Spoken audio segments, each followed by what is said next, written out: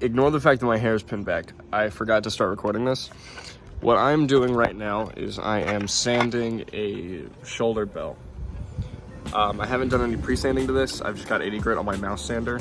So I'm gonna go over the entire surface and get it as smooth as I can with that. And then I'm gonna go into the hard to reach spots with, I wanna say that I'm gonna start with 120 and then go up to 320 just by hand sanding. So it's this.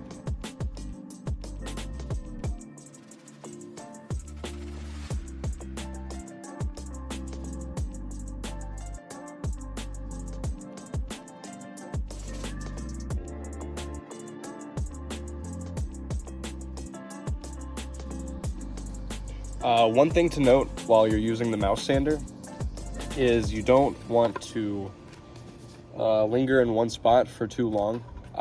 So you want to make sure that you're keeping this moving, because if you stay in one spot, you risk heating up the plastic and melting it, which is not what you want to do. So don't do that.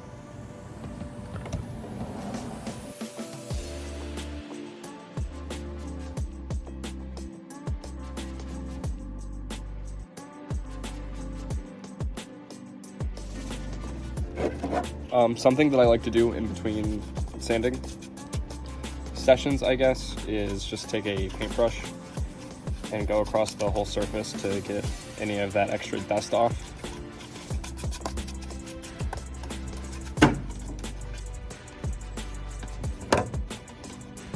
You can see where we're at. I lied. Instead of going straight into hand sanding, I do have 120 pads for my mouse sander, so I'm going to go in and do a pass with 120, and then we're going to hand sand.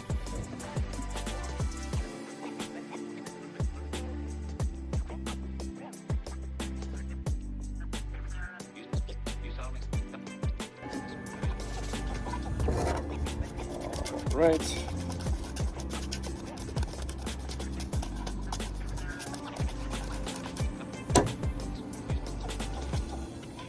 Here's our 120 pass.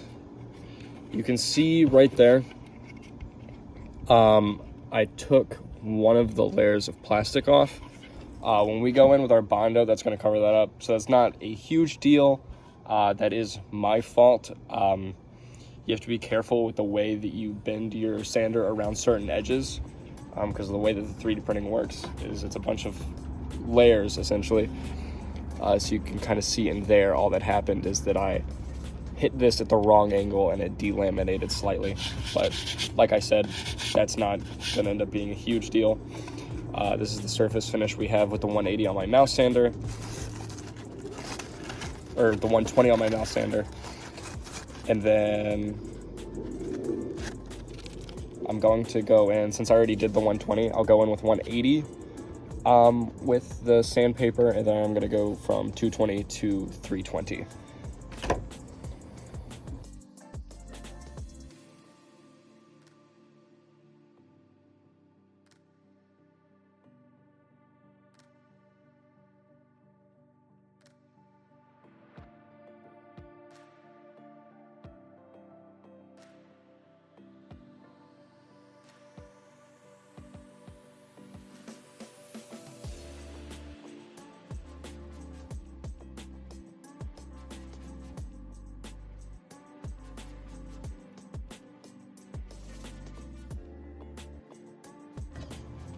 So this is what we're looking at after going at it with the 180 paper.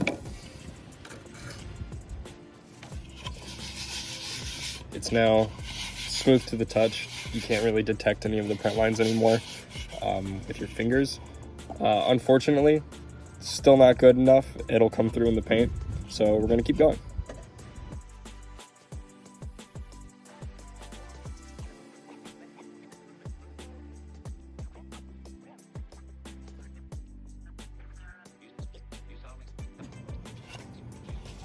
All right, so we did the 220 and then the 320, and that has gotten us here. Now this is gonna be pretty good. Theoretically, if you went super in depth with it, you could just put filler primer on this and then you'd be ready to paint. That is not what I'm gonna do. Like I said, I have a few imperfections. There's a line right here It's like a vague layer separation. There's another one of those indents that I was talking about right here. And then of course there's super hard to reach layer lines that are in this groove right here. So I'm going to do a pass with Bondo, and then once the Bondo cures, we'll sand that back and we'll do the same process of the 120 up to the 320 to get that super smooth. And then filler primer, smooth that down with 320, and then it will be ready for paint. The shoulder bell is a really good example of this whole process.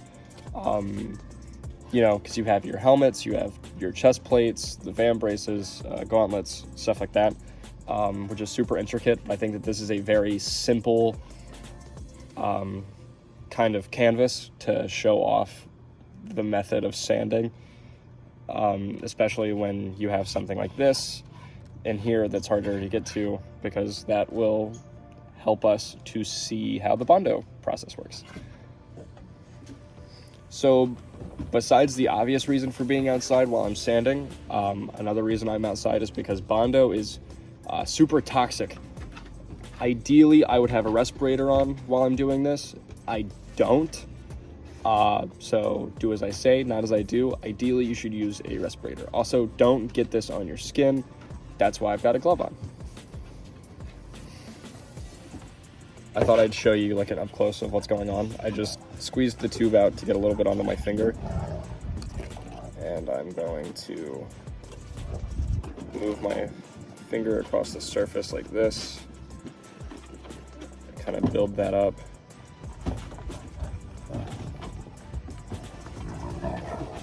Excuse my dogs, they're behind me. So now I've got that. And then when that dries, we'll be able to smooth that down. Basically, sorry about that. What the Bondo is doing is it's building that surface up so we have like a uniform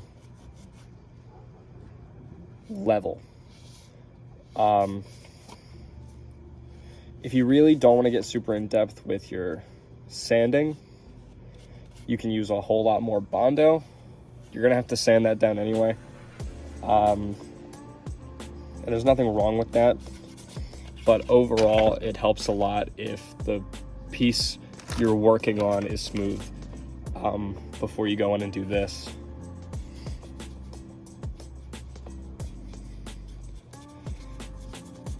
So you can see what I'm doing. So I got a little bit on my finger. And then I moved it around on the part of this that needs more attention than the rest.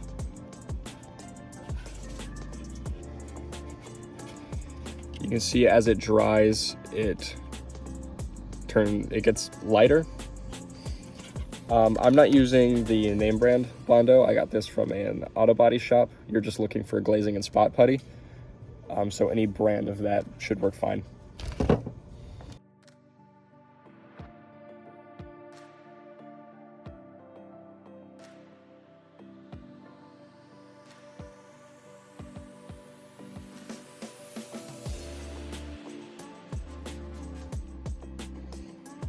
So this is about all we're gonna have to do with the Bondo.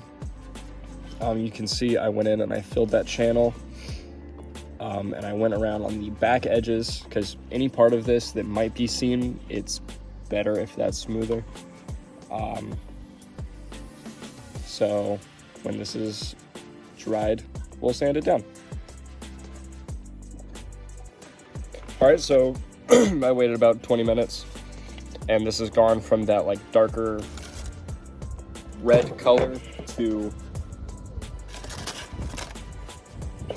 more of like a pale orange. So this is what you're looking for before you go to sand it.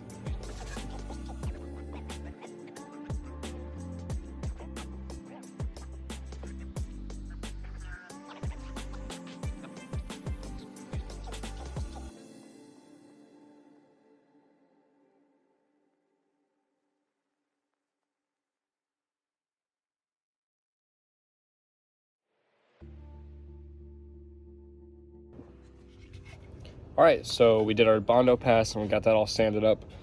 So what I'm going to do now is I'm going to do one pass of filler primer to kind of see where we're at in terms of surface finish.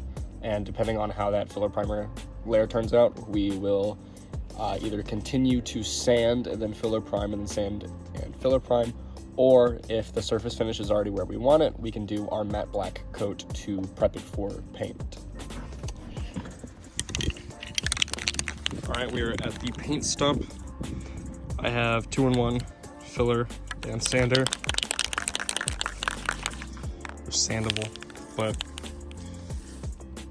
it doesn't need to be the sandable variety. Realistically, all of it is sandable. It really does not matter, but you want something that fills, because then means that it's going to be a little bit more dense and layer on.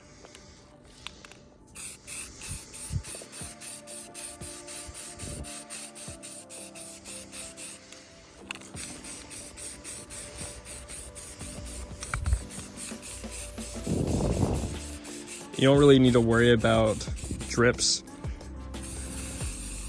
or anything, because the point is that we're really caking this on to fill in any of the stuff we missed with our sanding pass.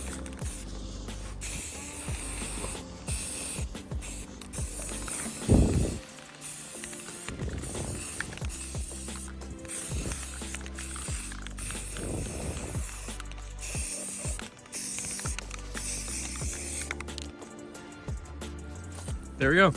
It actually looks pretty decent.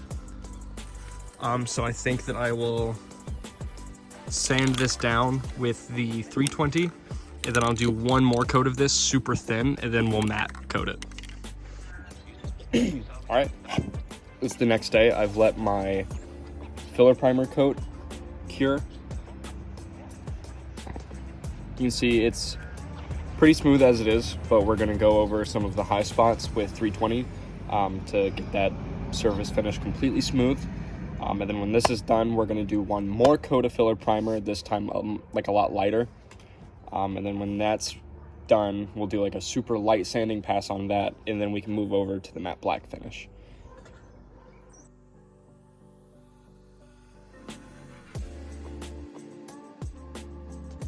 All right, so now that we've sanded that down, you're going to want to take your paintbrush and get any of that dust off, because having extra dust on this is going to make the next layer not lay as well.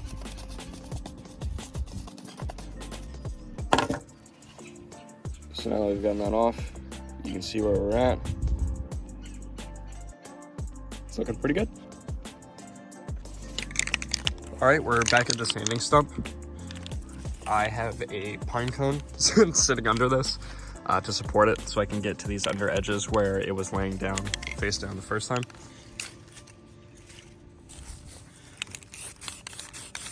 Like I said, gonna do a fairly light pass.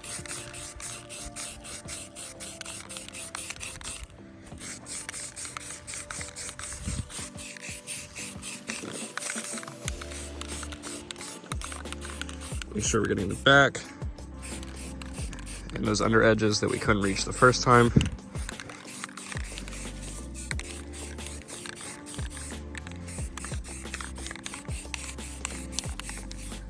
And we'll be back when this is dry. All right, so that layer finished, and I went in and I sanded it up a little bit. You can see a little bit through here. I went in with my 320 and I folded it over to make a point, and I just cleaned up some of these edges to make them sharp again. This is the mat that I've been using.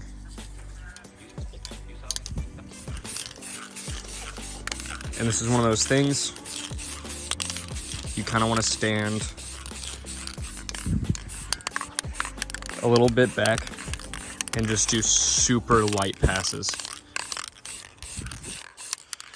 Because if this pulls up and starts dripping, we're gonna have to sand it back and try again, which is not what we want for this.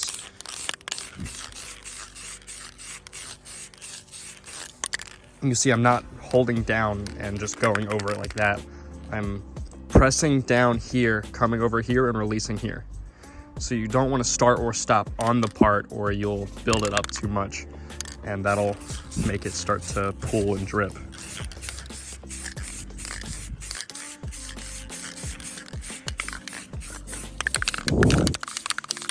And you'll apply that to any rattle can paint that you're doing.